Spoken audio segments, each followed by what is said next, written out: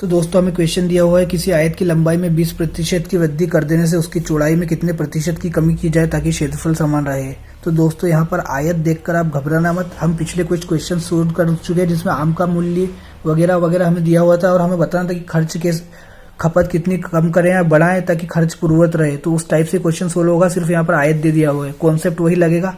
तो हम एक बार उसको आपको इसको पूरा डिस्कस करके बता देते हैं ये कैसे सोल्व होगा। तो हमें दिया हुआ है किसी आयत की लंबाई में 20% की वृद्धि कर देने से उसकी चौड़ाई में कितने प्रतिशत की कमी की जाए ताकि क्षेत्रफल समान रहे। तो दोस्तों हमें सिर्फ क्वेश्चन को ध्यान से पढ़ना है, किसी फॉर्मूले की आवश्यकता हमें नहीं होगी। आयत की लंबाई माना कि प्रारंभिक है 100, उसकी आयत की लंबाई में 20% की वृद्धि हो रही है, यानी कि 20% की अगर वृद्धि होगी तो 100 गुणित 120/100 यानी कि 120। तो प्रारंभिक जो आयत की लंबाई है वो है 100 और लंबाई में वृद्धि होने के बाद जो आयत की लंबाई होगी वो 120 होगी। तो 100 और बढ़ के हो गई 120।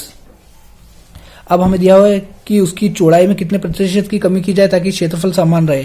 तो दोस्तों हमें दिया हुआ है 120 और 100, तो हम कर देंगे 120 माइनस 100, 120 माइनस 100 अपॉन में। अब यहाँ पर क्वेश्चन ये होता है कि यहाँ पर डिवाइड हम 100 से करें या 120 से। तो हम पहले भी क्वेश्चन में डिस्कस कर चुके हैं कि अगर हमें कमी की जाए, कमी पूछा है, अगर कमी करेंगे तो हमें बड़े से डिवाइड करना पड़ेगा, ताकि अगर हम बड़े से डिवाइड करें तो ऊपर जो वैल्यू आएगी वो छोटी बचेगी। और अगर हमें वृद्धि पूछा जाए तो वृद्धि के लिए हमें छोटे से डिवाइड करना पड़ेगा, ताकि हम छोटे से डिवाइड करेंगे तो ऊपर बड़ी वैल्यू बच जाएगी। तो बस हमें इतना ही याद रखना है। तो अब हमें यहाँ पर कमी पूछा है कि चौड़ाई में कितनी कमी की जाए ताकि क्षेत्रफल समान रहे। तो कमी पूछा है यानी कि हम दोनों में से जो बड़ा होगा उससे डिवाइड करेंगे, यानी 120 से डिवाइड करेंगे इनटू 100। ये बेसिक कॉन्सेप्ट है जो आपको याद होना चाहिए, हर क्वेश्चन में लगता है ये वाला।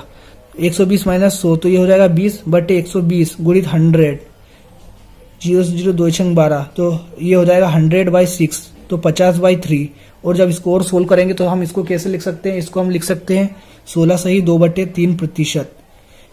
तो हमें चौड़ाई में इतने प्रतिशत की कमी करनी पड़ेगी। तो आप इस टाइप के क्वेश्चन को बड़ी आसानी से सोल्व कर सकते हैं। बस हमें क्वेश्चन को थोड़ा ध्यान से पढ़ना है और ये बेसिक चीजें आपको याद रखनी पड़ेगी। ये हर क्वेश्चन में यूज होती है मैक्सिमम, तो आपको ये याद होना चाहिए कि ये कैसे हो रहा है। और हमने बता ही दिया अगर वृद्धि हो रही है तो हम वृद्धि हो रही है तो हम छोटे से डिवाइड करेंगे ताकि हमें ऊपर बड़ी वैल्यू मिल सके वृद्धि की, और अगर कमी हो रही है तो हम बड़े से डिवाइड करेंगे ताकि हमें छोटी वैल्यू मिल सके कमी की।